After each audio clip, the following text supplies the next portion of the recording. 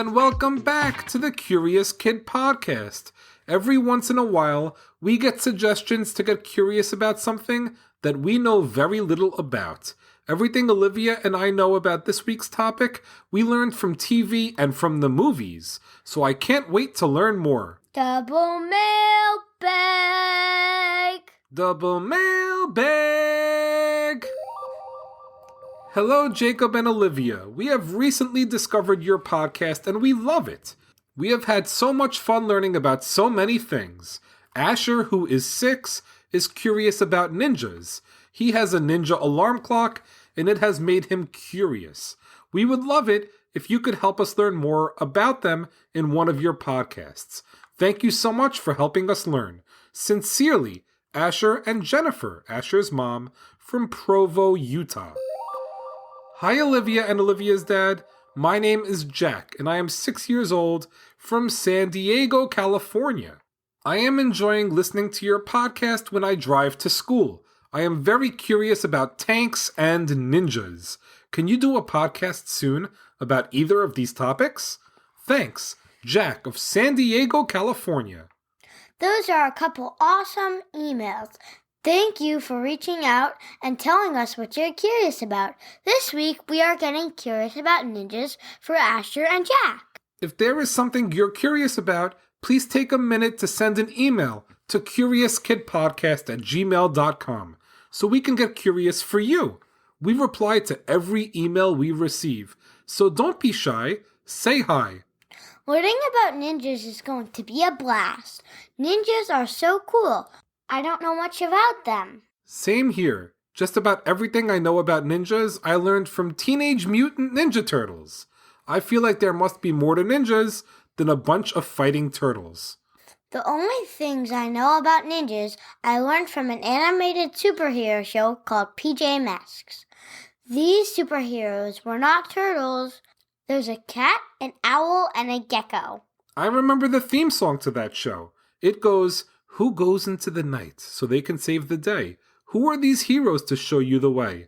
'Cause bedtime is the right time to fight crime. That's the song. So believe it or not, and it's not hard to believe, real ninjas were not fighting turtles, or cats, owls, or geckos either. It's time to learn more about real ninjas. What's the question of the week? The question of the week is, what is the difference between ninjas and samurais? That's an interesting one. When I started researching ninjas, I learned something really quick.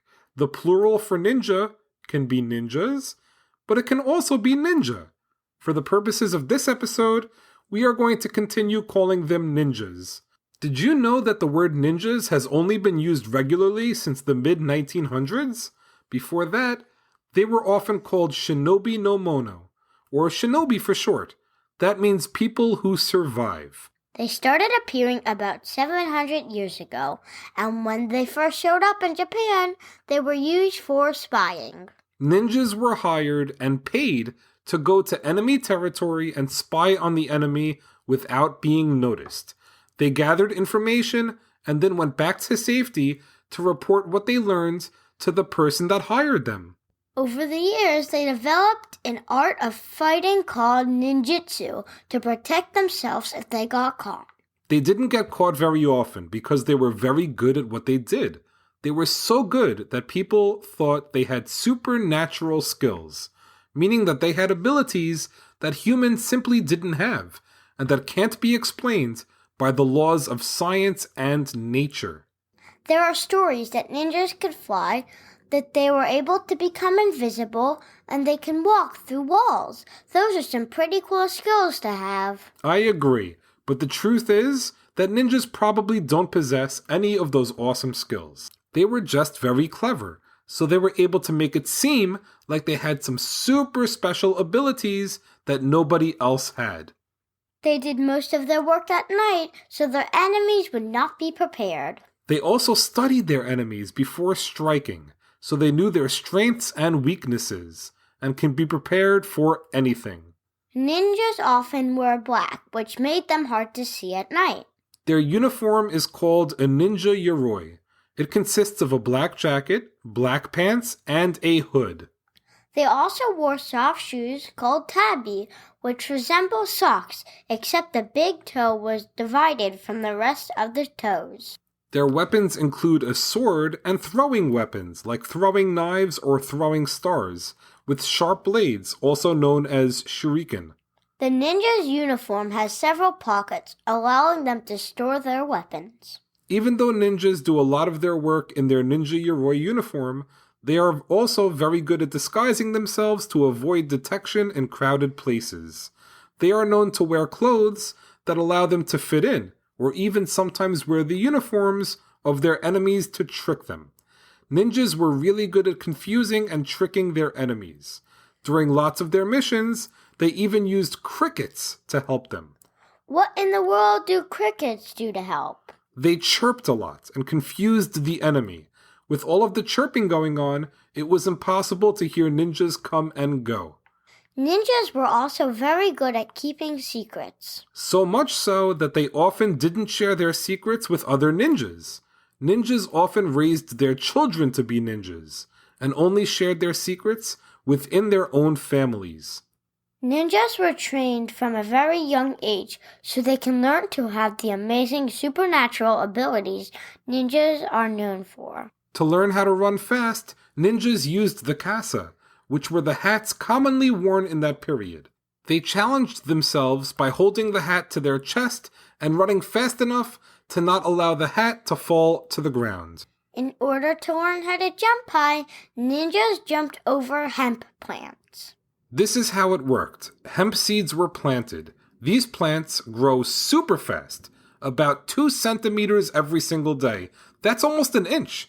Every day, ninjas worked at jumping over the hemp plants.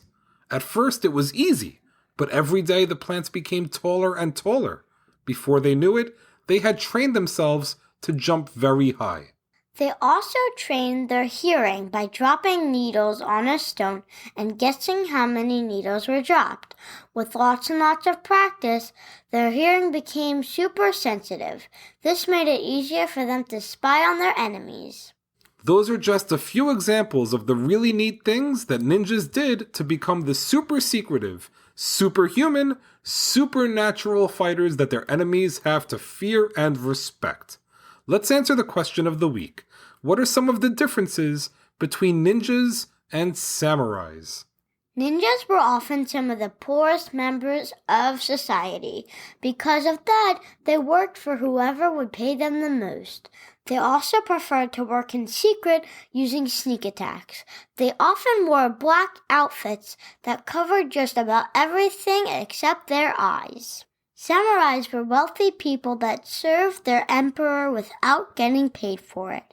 They preferred to fight the enemy face to face. They wore metal suits of armor. And despite what many people think, ninjas and samurais did not often fight with each other. They respected each other, and occasionally, samurais would even hire ninjas to do work that they thought was beneath them.